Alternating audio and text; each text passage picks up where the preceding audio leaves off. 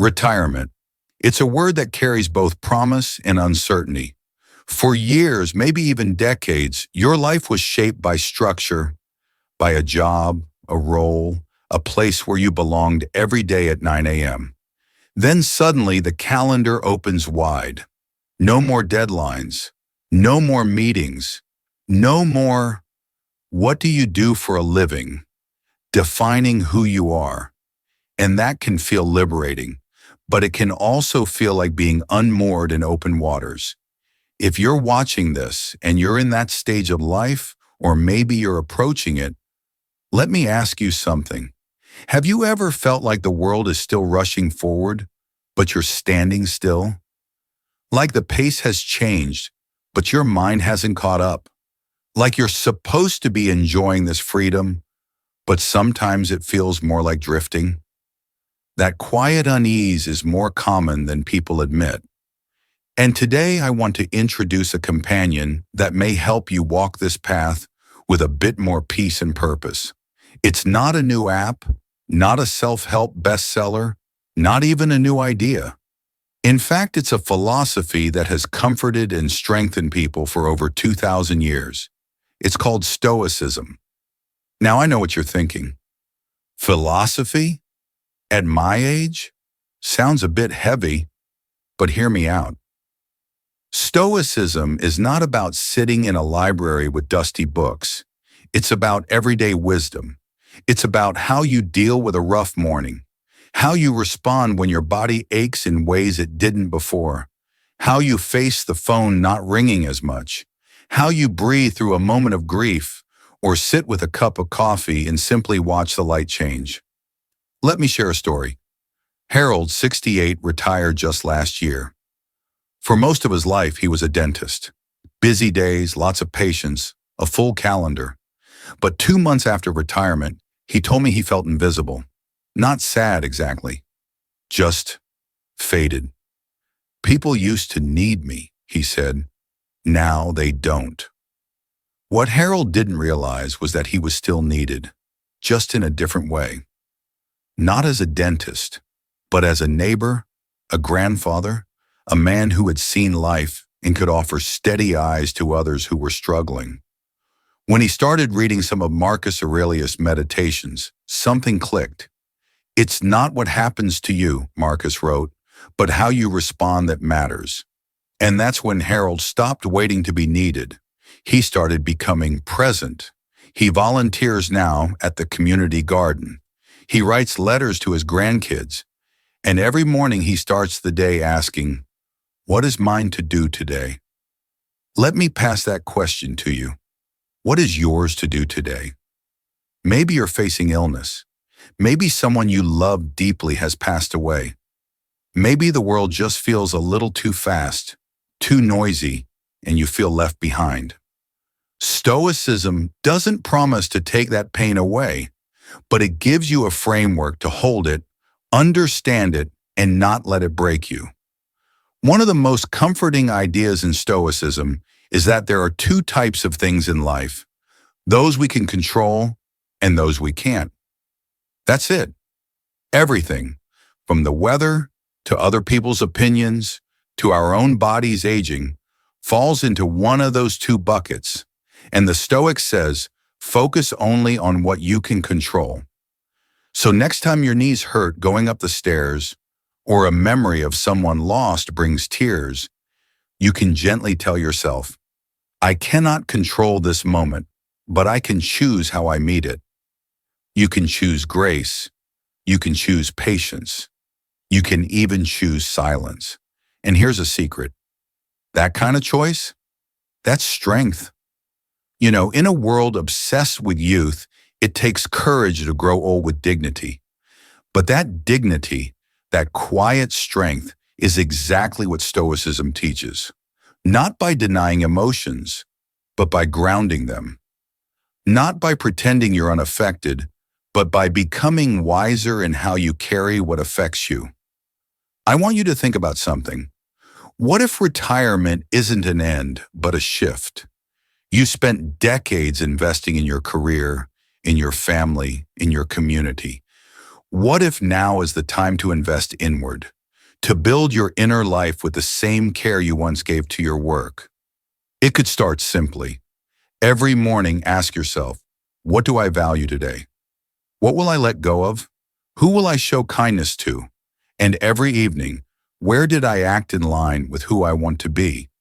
Where did I fall short? How can I grow tomorrow? That's stoicism, not cold, not robotic, just intentional. I met a woman named Eleanor, 72, widowed, a retired librarian.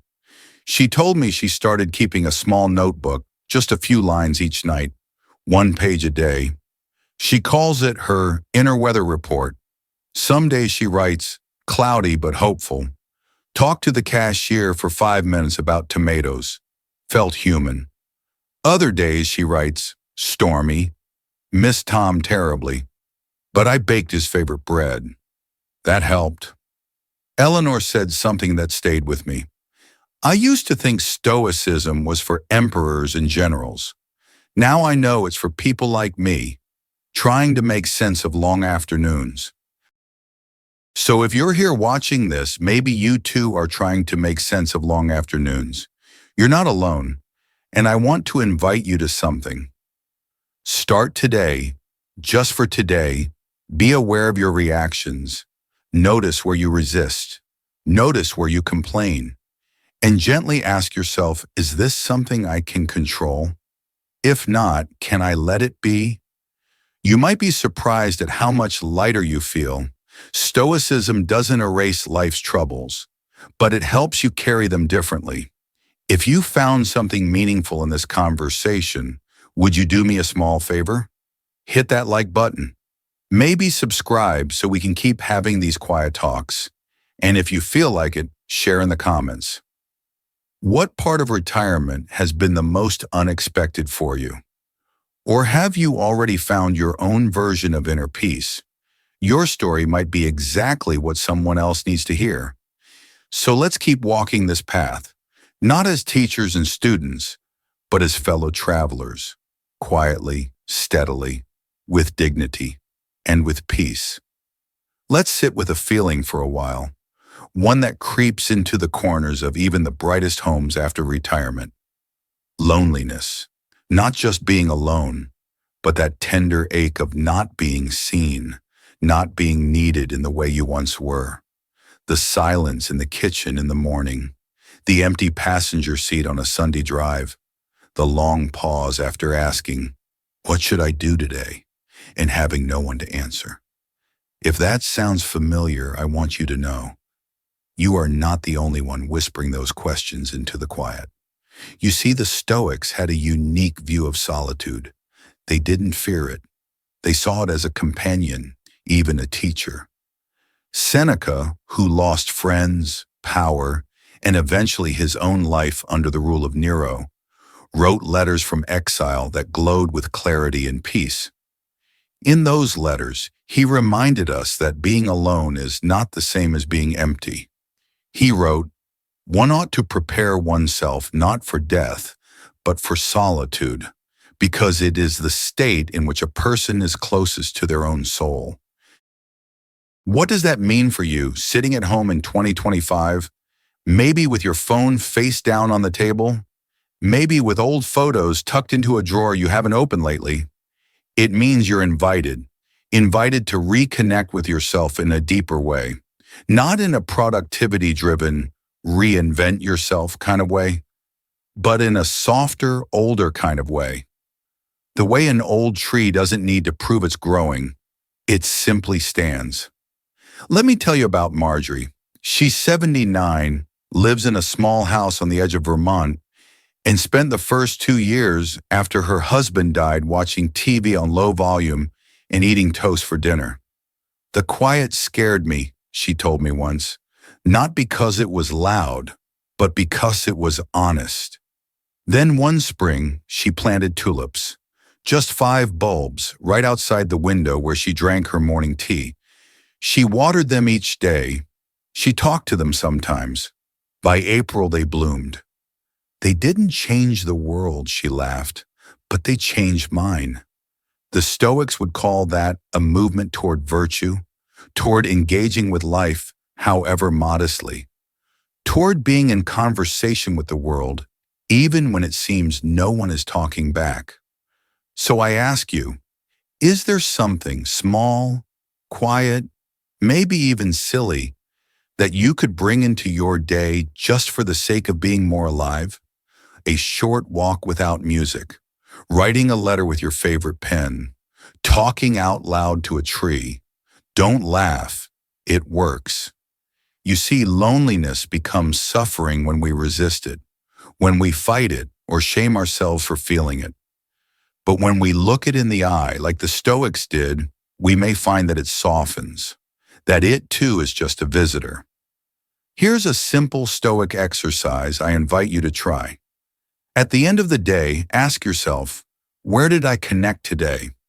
It could be with another person, but it could also be with nature, with your breath, with a memory, with the sound of rain. Let yourself be surprised by the answer. I want to say this clearly. You are not a problem to be fixed. You are not too late. You are not past your prime. You are ripening. Stoicism doesn't tell you to chase meaning. It invites you to uncover the meaning that was always there, just beneath the surface of stillness. Let's talk briefly about something the Stoics practiced often: premeditatio malorum, the premeditation of loss. That might sound depressing, but stay with me. They believe that by reflecting gently, without fear, on the things we might lose or have already lost, we build the emotional muscle to face life with grace.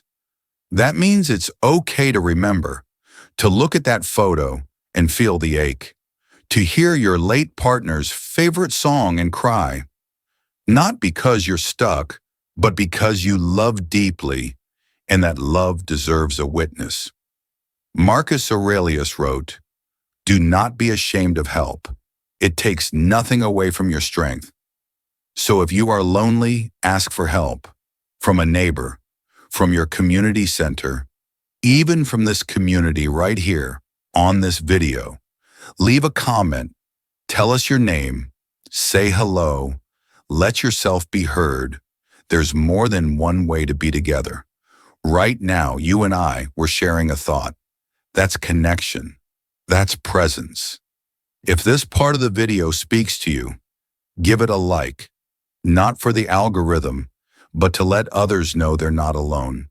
Maybe share it with someone you know who's living alone, or caring for someone else, or quietly wondering where they belong.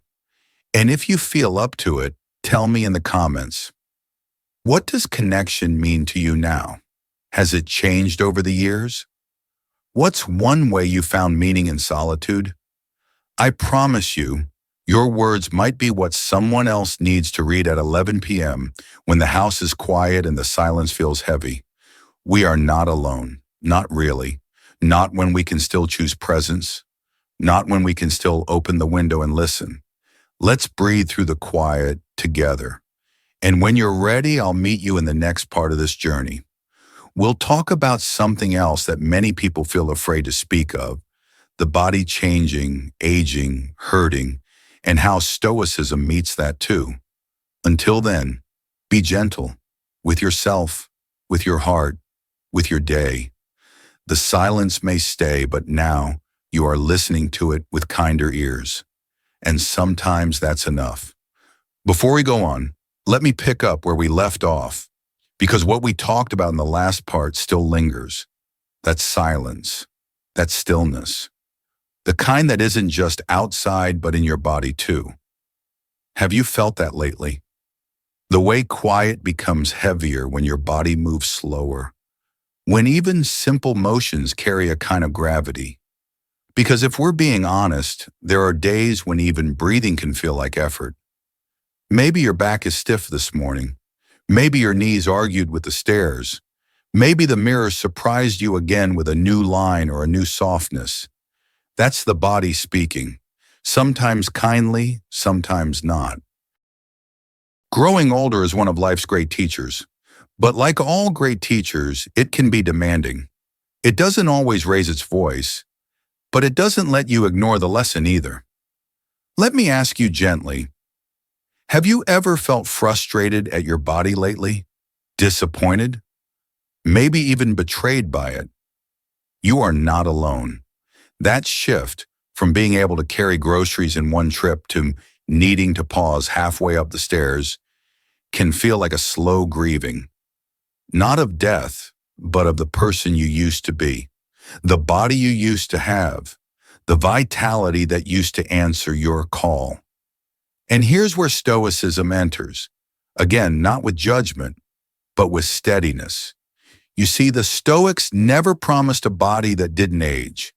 Even the Emperor Marcus Aurelius wrote in his Meditations about the aches in his joints, the heavy feeling of age pressing on his skin. But instead of resenting his body, he thanked it for still showing up, for still being the vessel through which he could live with virtue. He reminded himself, and us, that what truly belongs to us is not our strength or beauty or speed.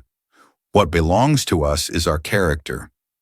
So if your body feels unfamiliar these days, try speaking to it not as an enemy, but as a longtime friend. One that carried you through decades of movement, joy, work, raising families, building homes, making mistakes, making amends. It deserves your patience now.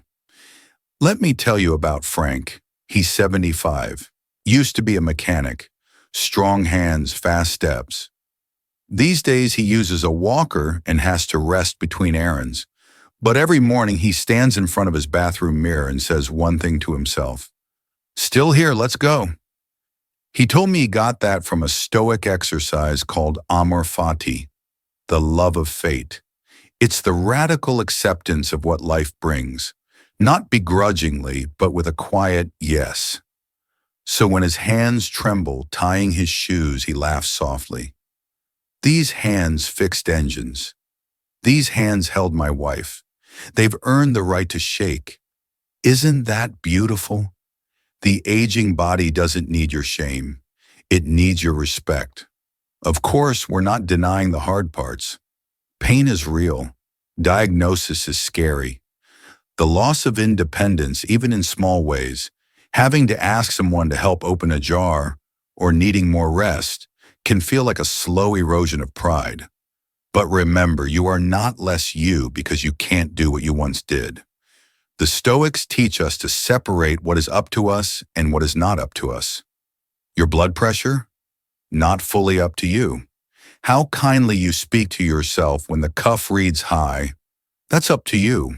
Your arthritis? Maybe out of your hands. But how you choose to greet the day with that pain? Entirely yours. This is real power. Not the kind that flexes, the kind that endures. Let's make it practical. Here are a few Stoic-inspired reflections you can ask your body each day. What can we do together today? What does my discomfort want to teach me? Can I offer myself grace right now? You might find that just asking these softens the tension. And while we're being honest, let's name the fear beneath the aches. Fear of decline, fear of becoming invisible, fear of being a burden. I want to speak to that directly. You are not a burden. Your pace may be slower, but your presence is deeper, your story longer, your wisdom earned. And even when your body sits quietly in a chair all afternoon, your character can still shine like a lighthouse. Let's talk about a real moment. Joan, age 81, fell in her bathroom last winter. Nothing broken, but it shook her confidence. For a week, she didn't leave the house. She felt embarrassed, vulnerable. Then her granddaughter visited and asked, "Nana, do you think Marcus Aurelius ever slipped on a marble floor?" Joan laughed, and that laugh was the moment her fear loosened its grip. That's what Stoicism offers. Not perfection, not immunity to hardship, but the reminder that you can laugh even when you're bruised, that you can rise again, not in defiance of age, but in cooperation with it. So today, whatever hurts, your shoulder, your knee, your pride, let it hurt, then thank it. Thank you for reminding me I'm alive, that I still care, that I'm still on this journey. And if you've made it this far in the video, I want to thank you too. Could you share something in the comments? A moment where your body surprised you with resilience? Or a time when you felt proud of how you responded to a physical challenge? Let your voice be heard, because there's someone out there tonight feeling weak, discouraged, maybe even ashamed of needing help. And your story might be what lifts them back to their feet. This is not the end of your strength.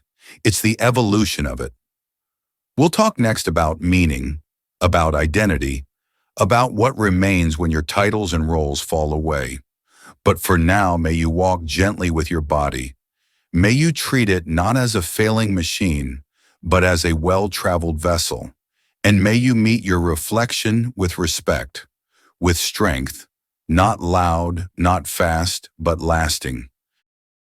Let's sit with a quieter kind of loss, the one nobody talks about at the retirement party. It's not your income, not your schedule, not even your coworkers. It's your identity. Who are you now that you're no longer the teacher, the nurse, the supervisor, the one who fixed the pipes, managed the books, made decisions, ran the show? It sounds like such a simple question, but for many of us, it hits with surprising weight. And it doesn't always come all at once. Sometimes it arrives slowly, like silence slipping in through a cracked window. Other times it knocks the wind out of you. Let me ask you directly, have you ever caught yourself saying, I used to lead, used to be important, used to be the one people called, and now you're still here, but something's changed. And here's where the Stoics whisper gently, you are not your job, you are not your status, you are not your usefulness to others. You are your character, your values, your wisdom, and those don't retire. Marcus Aurelius ruled an empire, and yet in his private reflections, he reminded himself daily that all external things could vanish, titles, reputation, power. But what remained was the kind of man he chose to be each moment. The impediment to action advances action, he wrote. What stands in the way becomes the way. So let's make this personal. What if the loss of a role is not a dead end, but an invitation? I want to tell you about Greg. He was a firefighter for 34 years. He saved lives, broke down burning doors. People recognized him at the grocery store. After retirement, he felt like no one saw him anymore. I'd walk down the street and no one even looked up, he said. I started to wonder if I still mattered. Then one day, at his granddaughter's school, a boy tripped during recess and started crying. Greg walked over, sat down in the mulch, and just listened. Didn't try to fix it. Didn't talk over the kid. Just listened. The teacher later said it changed the tone of the whole day. Maybe I'm still helping, Greg told me. Just quieter now.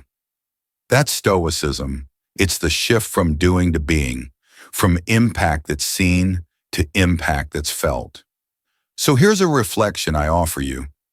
What if your purpose now isn't tied to action, but presence? Not what am I doing, but who am I being? When you speak, are you calm or reactive? When you meet someone's frustration, do you add to the fire or offer cool shade? When you sit alone with your coffee, do you judge your stillness or honor it? You see, retirement doesn't strip you of value. It removes noise so you can hear your essence more clearly. You may no longer lead meetings, but you can lead by example. You may no longer fix machines, but you can fix a mood with kindness. You may no longer manage a team, but you can mentor without saying a word. Joan, who we met earlier, told me she started leaving small, sticky notes around her house with reminders. I am not done growing. Presence is enough. Quiet influence is real. It helped her rewrite her narrative, from retired librarian to neighborhood elder, from job title to soul title. Have you thought about what your soul title might be now? Maybe you're a steady hand, a wise listener, a quiet encourager, a bridge between generations. You don't need business cards for those roles. They're written in how you show up. And I want to say this, in case no one else has. You still matter, not because of what you produce, but because of who you are. If you've been feeling adrift since stepping away from your official roles, I invite you to try this. Take 5 minutes today to list qualities about yourself that have nothing to do with work. Curious, patient, creative, brave, gentle, resilient. Write them down, reclaim them. Then ask, how can I offer one of these today? To myself or someone else? You might be surprised how meaningful a simple gesture becomes when it flows from a place of intention, not obligation. And if you're still unsure, if you feel like you're floating without anchors, remember this Stoic truth. You are enough, even in stillness, especially in stillness. One more story before we close this part. Arturo, 69, used to run a restaurant. Busy days, full nights. After closing it down, he felt like his days had no flavor, literally and metaphorically. Until one evening, he started cooking just for the smell, not for a crowd, not for praise, just for himself, and it became a ritual. Now, once a week, he cooks one full meal with no distractions, lights a candle, plays soft music, and eats slowly. It reminds me I'm still here, he said, and that being here is reason enough. Isn't that what we all want to feel? So if you're watching this, I hope you'll take a moment after the video to ask yourself, who am I becoming now that I'm no longer who I was? And if you'd like, share in the comments. What's one quality in you that's growing stronger with age? Or one new identity you're exploring now? Because someone out there may be waiting for permission to do the same. Let's walk this next stretch of life not in search of a new title, but in celebration of the truest parts of ourselves.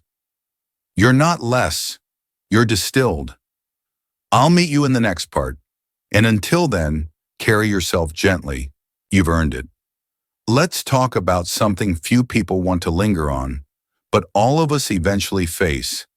The changing, aging body, aching joints, slower steps, more prescriptions lined up beside the toothbrush, medical appointments replacing social ones. That quiet sense that the machine you live in is no longer as reliable as it used to be.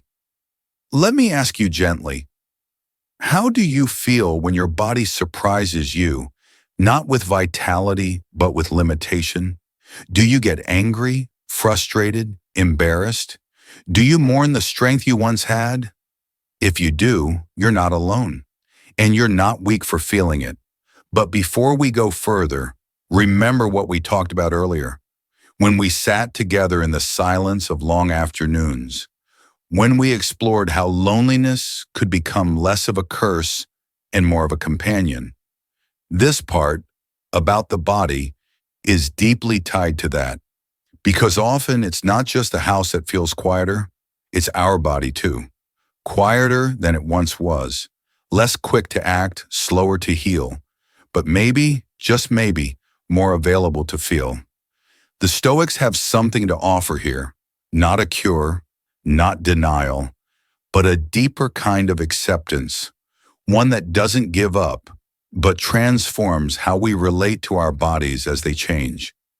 Marcus Aurelius wrote, "When you arise in the morning, think of what a precious privilege it is to be alive, to breathe, to think, to enjoy, to love." He didn't say, to lift the same weight as you did at 30, or to climb the stairs without help. He said to live, to breathe. That remains within your grasp. Let me introduce you to Frank, 76, a retired mechanic, proud of his hands. Big, scarred, steady. I used to fix anything, he told me. Engines, windows, even a neighbor's broken fence. But arthritis doesn't care about pride. It settled in slowly and stayed. One day, Frank couldn't open a stubborn jar, and he broke down crying, not because of the jar, but because of what it symbolized. If I can't even do that, he said, what's left of me? He started reading the Stoics at the suggestion of his daughter.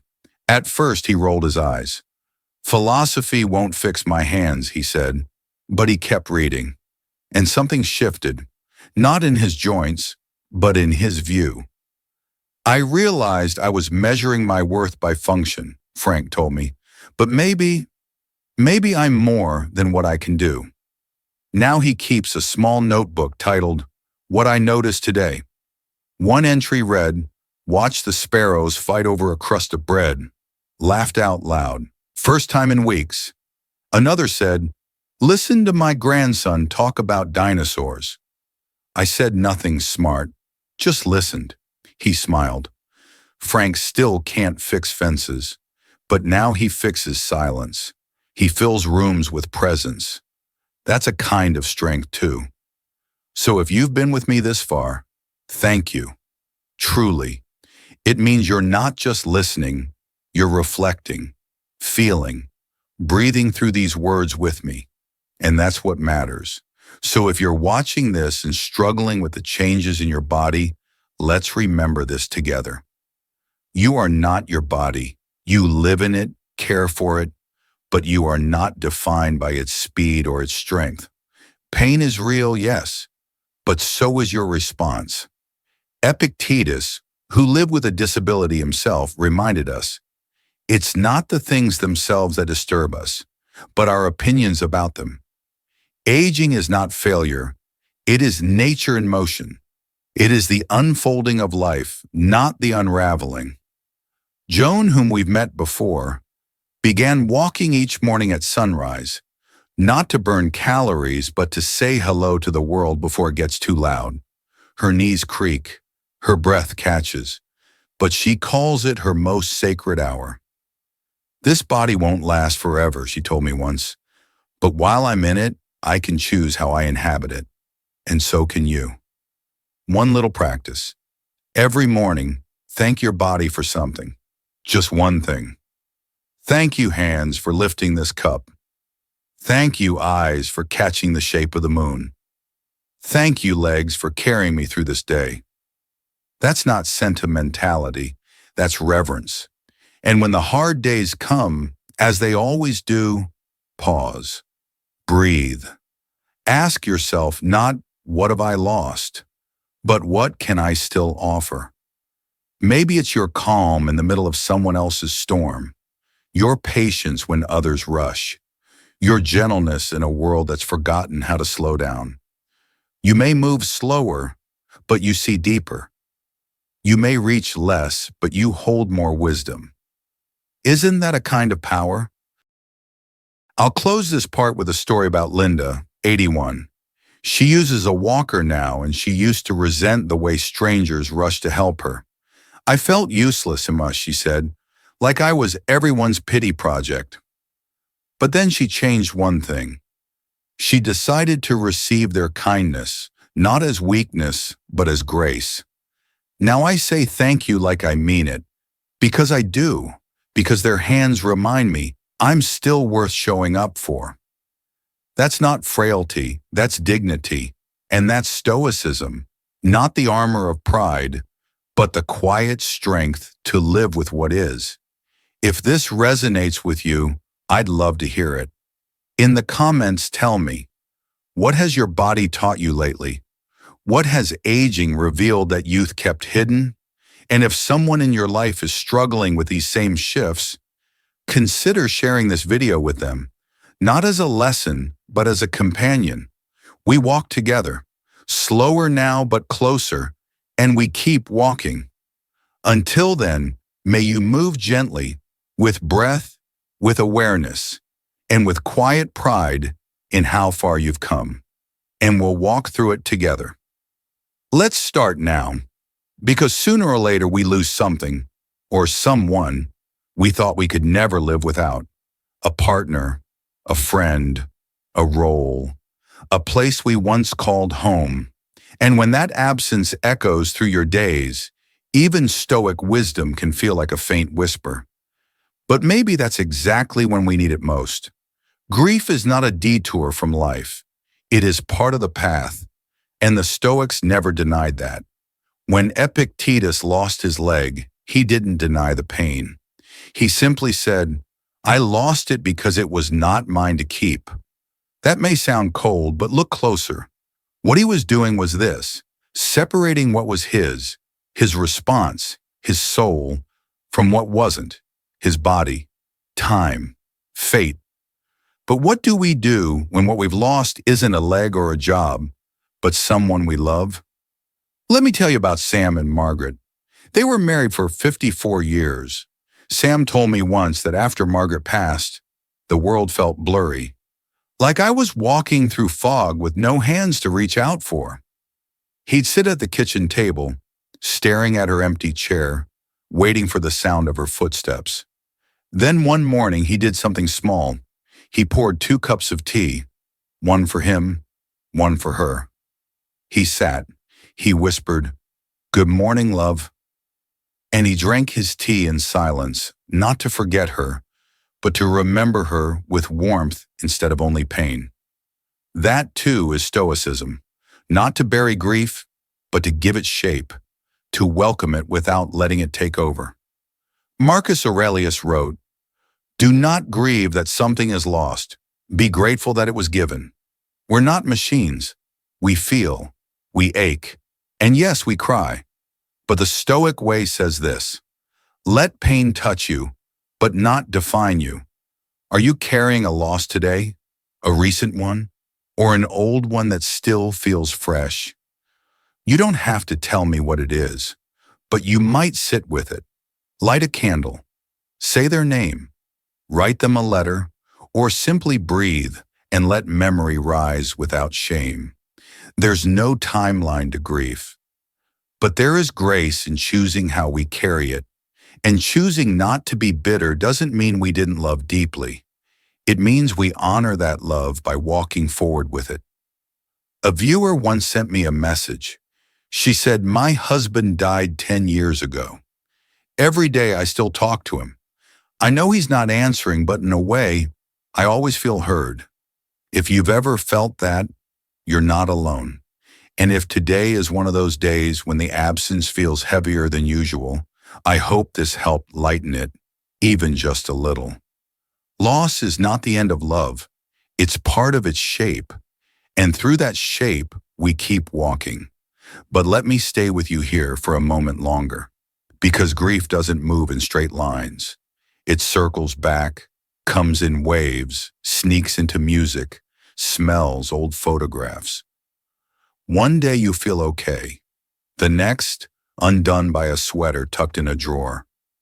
There's a man named Walter, 83, who told me he still keeps his wife's voicemail greeting. "Sometimes I call it just to hear her voice," he said, "just once. Then I hang up." He doesn't do it to pretend she's still here. He does it to remember that love still echoes. Stoicism doesn't erase that ache. It helps you hold it without drowning. We live in a culture that tells us to move on, to get over it. But the Stoics would say, stay with it, look at it, talk to it. Ask, what is this grief still teaching me? Maybe it's reminding you of how much someone meant. Maybe it's teaching you patience. Maybe it's showing you how fragile, how beautiful, how temporary life is. That awareness that life is temporary isn't meant to scare you. It's meant to wake you up, to sharpen the flavor of this morning's coffee, to make the warmth of your blanket more vivid, to make the sound of a friend's voice more sacred. You're still here, still breathing, still capable of noticing. So notice. Notice the sky, the sound of a passing car, the rhythm of your own breath. And when you remember who or what you've lost, don't try to push it away. Say their name out loud. I miss you. That's a prayer in itself. If you want, write in the comments below. Who do you carry with you? What memory brings a smile through the tears? I promise you, someone else here will read your words and feel less alone. You are walking through grief, but you are not walking in darkness. I'm here. We're here, still walking. And if today is harder than usual, know that it will not stay that way forever. Not because time erases grief, but because you grow strong enough to carry it differently. One breath, one morning, one memory at a time. We're still walking with you. And maybe that brings us here to one of the deepest, quietest questions that surfaces after retirement. If I am no longer needed in the way I once was, then who am I now? No more job title, no more official responsibilities, no one asking for deadlines or decisions. The phone rings less, the calendar thins out, the world moves on, and there you are, with time, with space, with silence. It can be liberating. It can also feel like vanishing. You spent decades being the teacher, the engineer, the nurse, the parent, the breadwinner, the fixer, the listener. You answered to a name that held weight. And now you might find yourself looking in the mirror and wondering, what do I offer if no one needs anything from me? That's not self-pity. That's an honest question, a sacred one. The Stoics remind us, our worth is not transactional. We are not valuable because of what we produce. We are valuable because of how we live. Marcus Aurelius, an emperor of the known world, reminded himself daily, you are a soul carrying a corpse. That may sound harsh, but it's freeing, because it means all the titles, achievements, medals, and memories, they are temporary clothes. What endures is the way you live right now. There's a woman named Lila, 74, who told me that when she retired, she felt like the world had sent her out to pasture. They thanked me at the party, gave me a plaque, then forgot I existed. She laughed, but then she looked down and said, and I started to believe I didn't matter either. Then one afternoon, she heard a young couple arguing at the park. Something in their tone reminded her of her younger self. She didn't intrude, but she wrote a letter that night, a letter she never sent. It began, Dear younger me, I know it feels urgent now, but please be kinder to yourself and to them. She told me she's written over 200 of those letters since. None sent, but each one, she says, makes her feel like I'm still offering something to the world, even if it never knows. This is stoicism, a kind of quiet, steadfast influence, not loud, not visible, but deeply real. Your worth doesn't leave when your title does. If anything, now you're free to embody your values without needing approval. You can be patient without applause, wise without needing to be right, present without needing to perform. Ask yourself, what virtues do I want to carry into the rest of my life? Is it gentleness, clarity, courage, forgiveness? The world may not give you a name tag for those, but they will shape every room you walk into, every person you sit beside. You might no longer be the boss, but you can still be the calm one in the storm. You might not have an office anymore, but you have a chair and your presence and someone who might sit beside you and feel safe. That is enough. That is everything. There's a kind of influence that doesn't need announcements. It lives in how you listen, how you hold silence, how you smile without needing to fix someone. So if you're here and you've been wondering if you still matter, let me say it plainly. You do. You matter because you are still here. You matter because you are choosing to live with intention. You matter because someone, somewhere, needs what you've quietly become. If this part speaks to you, share it or leave a comment. Not for me, but for someone else who might need to hear it from someone their own age, in their own stage of life. And if you found new meaning after retirement, a new way to serve, to shine, to simply be, I'd love to hear about it. Because in sharing who we are, we remind each other. Purpose doesn't retire, it evolves. Let's keep walking. But where to next? If you've been following me through this journey, from the silence of long afternoons, to the aches of aging, to the ache of loss, and now to this question of meaning, then maybe you're ready to go even deeper. Because this next part doesn't come with an answer. It comes with a question we must live with. What does a good life look like when no one is watching?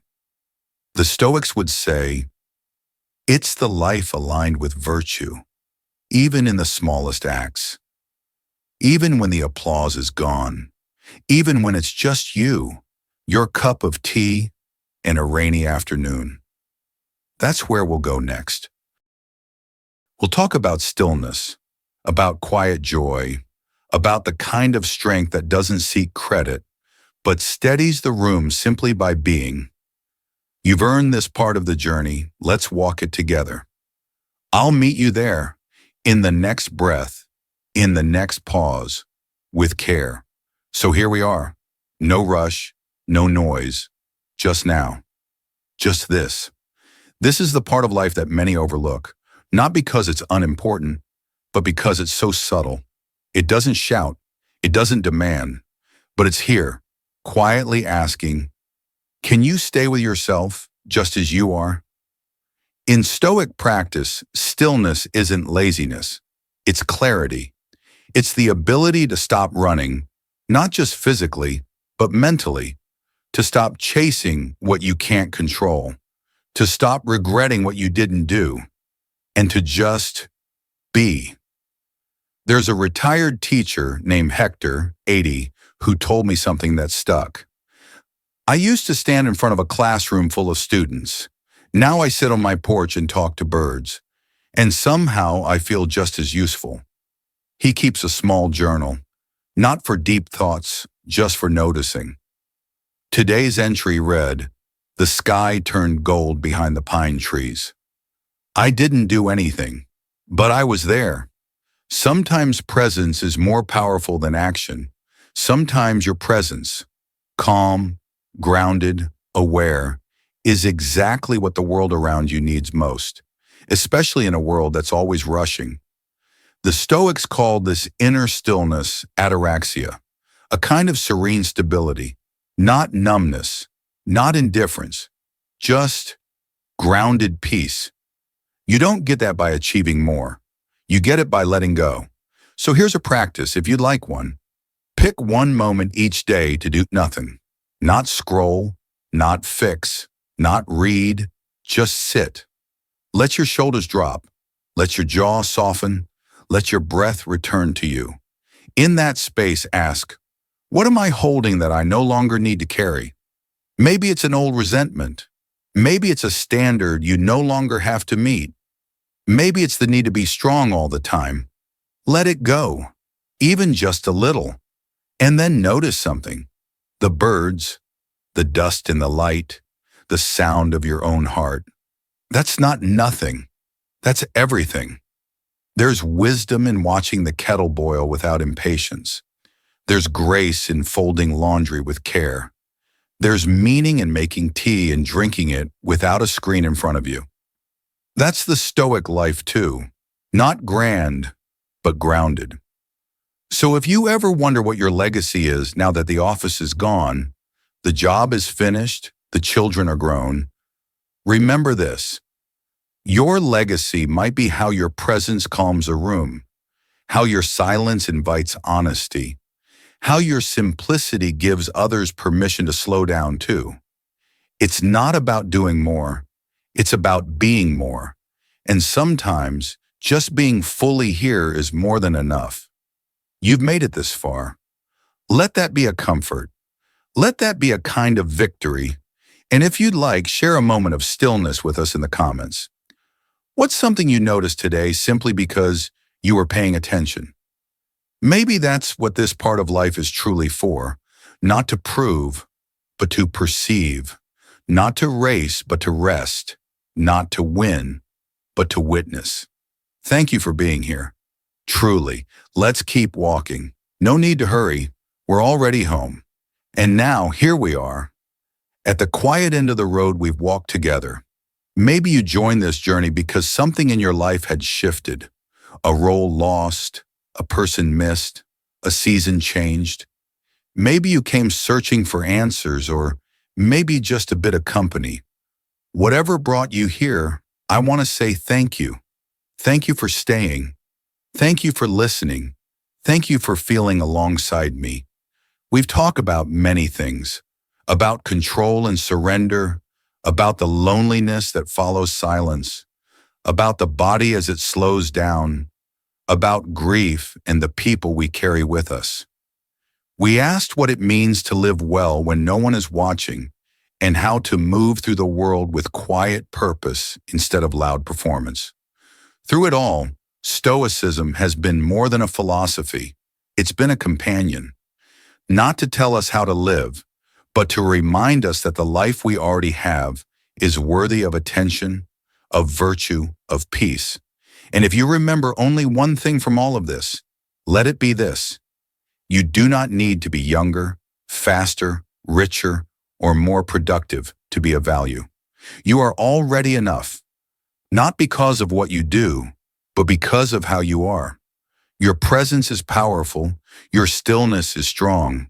Your story, even if quiet, even if unfinished, matters. So when the house is silent, when the body aches, when memories return, when meaning seems far, breathe. Return to what is within your control. Return to what is yours, your courage, your kindness, your way of responding. That is where Stoicism lives, not in ancient books, but in you. And when you forget, come back, rewatch, reread, rewalk. This road will still be here, and so will I. If this journey has given you something, I invite you to pass it on, share it with someone you love, or simply live it out and let someone witness you living gently, with intention and grace. Leave a comment if you'd like. Tell me what part stayed with you, or what part you're still wrestling with. There's space here for all of it. Until then, take your next step slowly, not toward the past, not chasing the future, just here, just now, with peace.